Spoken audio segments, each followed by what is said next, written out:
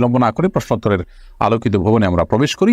যারা এই আইডি থেকে আপনি লিখেছেন আকিকা না দিলে কোনো সমস্যা হবে কিনা। আকিকা যদি দেওয়ার সামর্থ্য না থাকে তাহলে তার জন্য কোনো জবাবদিহিতা নেই, কিন্তু সামর্থ্য থাকলে তার এটা দেওয়া উচিত। অনেকগুলো আমাকে ওয়াজিব বলেছেন, অনেকে সুন্নাতে মুআক্কাদা বা গুরুত্বপূর্ণ সুন্নাহ বলেছেন। এমনি এনাম হোসেন শুভ আপনি লিখেছেন সবসময় দুশ্চিন্তাগ্রস্ত অবস্থায় থাকি, এ থেকে মুক্তির উপায় কি?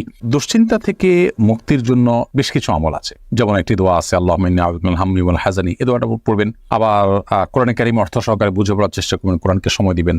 নবী করিম সাল্লাল্লাহু আলাইহি ওয়াসাল্লাম দুশ্চিন্তা হলে, পেরেশানি আসলে তিনি নামাজ দাঁড়িয়ে যেতেন, আপনি লম্বা রুকু সিজদা দিয়ে নামাজ পড়বেন। সেই সাথে আপনার কোনো কাউন্সিলরের কাউন্সিলিং নিলে যদি আপনার ভালো লাগে কাজ করতে পারে বলে মনে হয়, তাহলে তাদের শরণাপন্ন হতে পারেন, সহায়তা দিতে পারেন।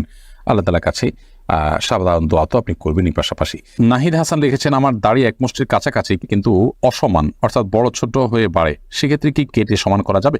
যদি এক মুষ্টির বেশি হয় তাহলে অতিরিক্ত যেগুলো আছে সেগুলো যদি আপনার জন্য ডিস্টার্বের হয় বা দেখতে অসুন্দর হয়, তাহলে সেটা কেটে সমান করতে পারবেন। কিন্তু এক মুষ্টির নিচে যদি থাকে তাহলে সেক্ষেত্রে যত অসুন্দরই হোক কোনো যুক্তিতে আপনি সেকে ছোট করতে পারবেন না।